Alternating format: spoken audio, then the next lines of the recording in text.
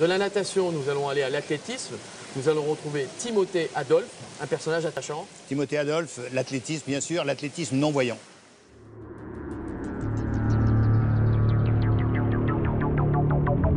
Je m'appelle Timothée Adolphe, je suis sprinter non-voyant. Hop.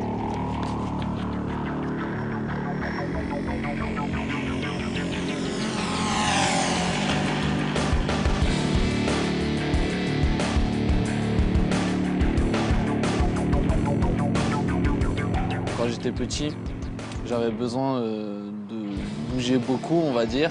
Du coup, j'ai goûté à pas mal de sports, notamment la natation, le basket surtout. C'est vrai que c'était compliqué, j'ai voulu faire du judo, on a refusé aussi, alors qu'on sait très bien que le judo est largement accessible. C'est simplement que dans les années 90, le handisport était beaucoup moins développé qu'aujourd'hui.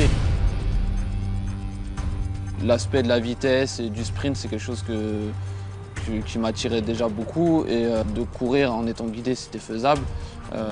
On s'est dit que c'était jouable et on s'est adressé du coup au club de Guyancourt dans les Yvelines. Arrivé sur Angers, j'ai voulu reprendre parce qu'il y avait un club d'athlètes qui se disait avoir une section handisport. En l'occurrence, la réponse qui m'a été faite a été claire, on n'a pas de temps à perdre avec un aveugle.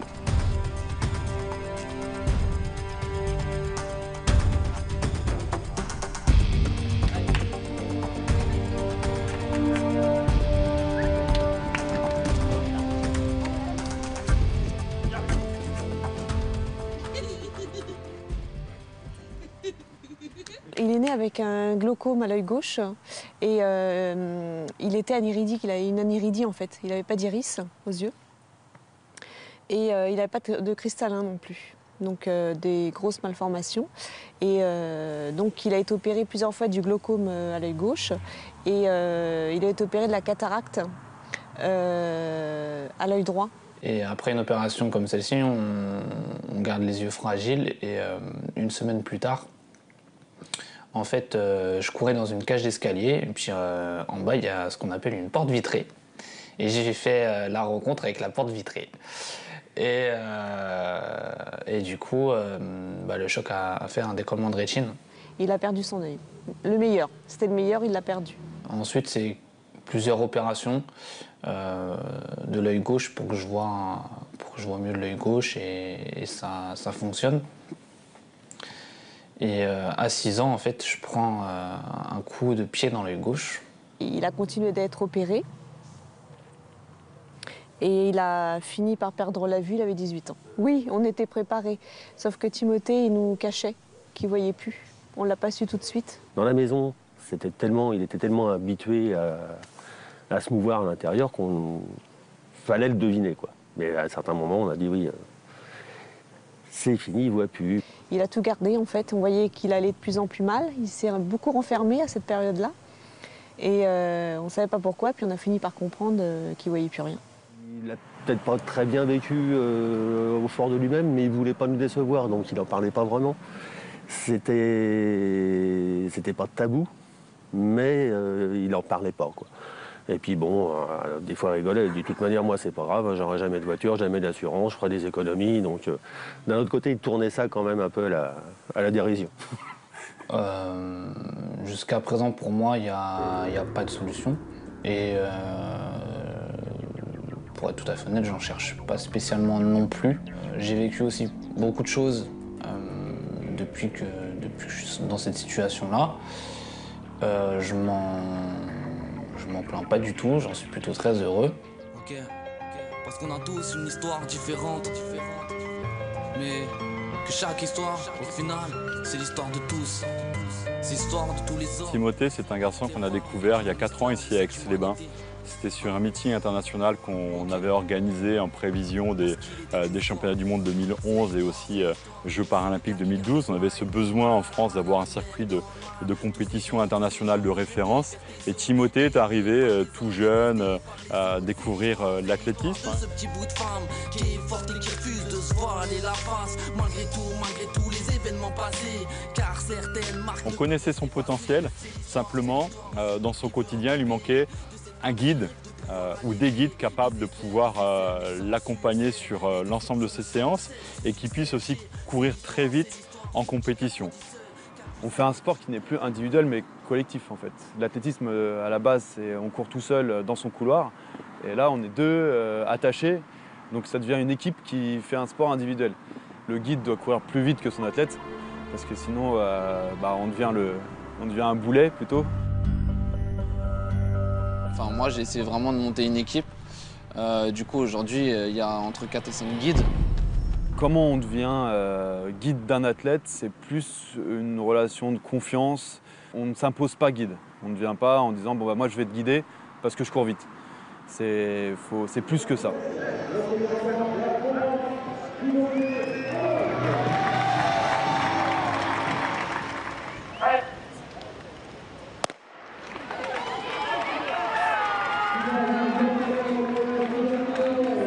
C'est quelqu'un qui m'a plu parce que mentalement c'est vraiment un tueur.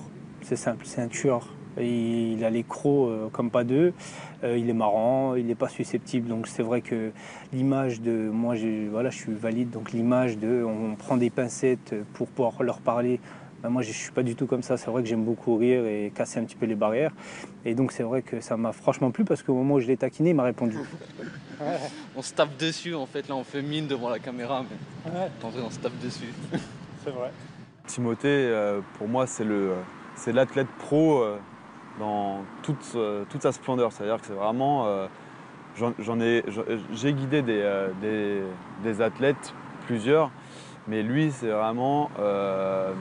il calcule tout pour que la performance soit la meilleure. Alors sur 100 mètres, 11,35, sur 200, 23,12 et sur 400, 52,03.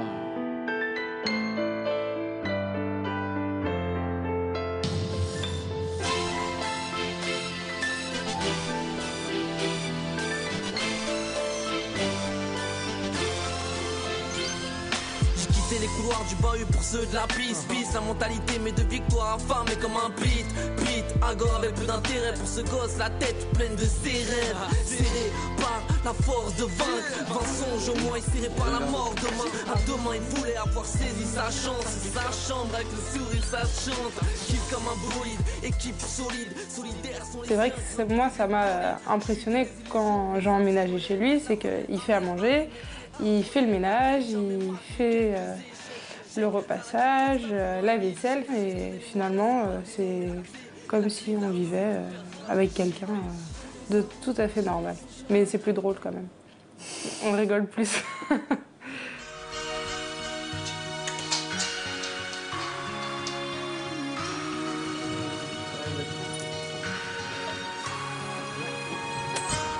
Magic, tu prends ? Je suis là. Hey.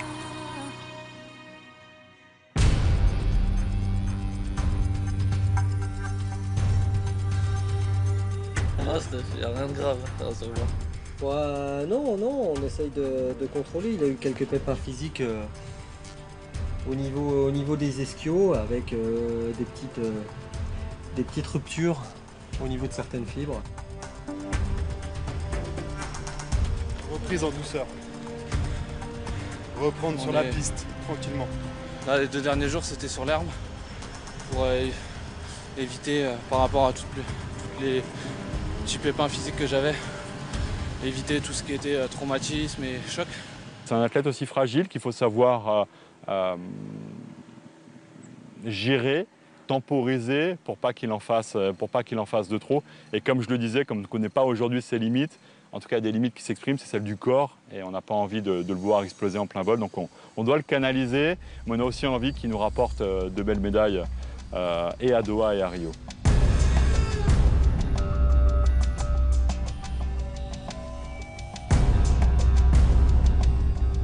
Il y a un règlement qu'il faut bien connaître, voilà, ne pas passer la ligne avant lui, ne pas trop le tirer parce que ça voudrait dire qu'il pourrait être susceptible d'être disqualifié aussi.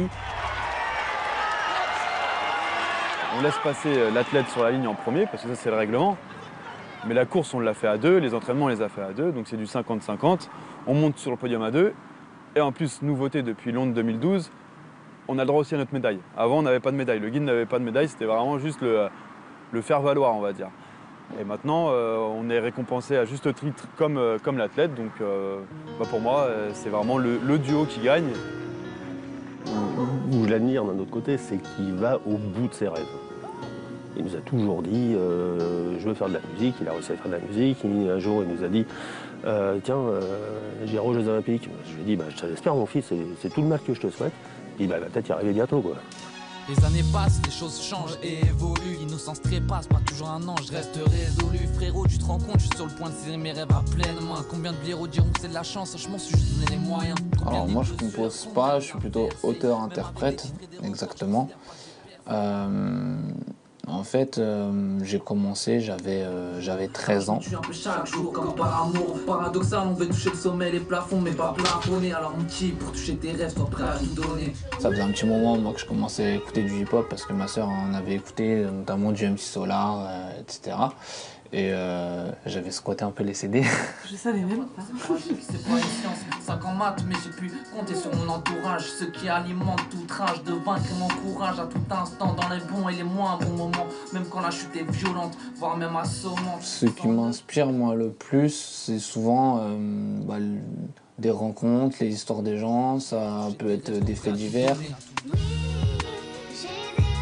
Je suis admirative et je suis impressionnée de ce qu'il réalise. Et c'est vrai que pour Timo, en fait, rien n'est impossible. Il n'a plus de frein ni rien, il fonce tout le temps dans la vie, comme sur la piste. Hein. Mais il n'a pas de barrière, en fait. On affronte des épreuves difficiles, y a plus qu'à s'en remettre. La vie c'est dur, ouais, c'est comme le 400 mètres. Malgré quelques fausses notes, mes proches m'ont accordé leur confiance.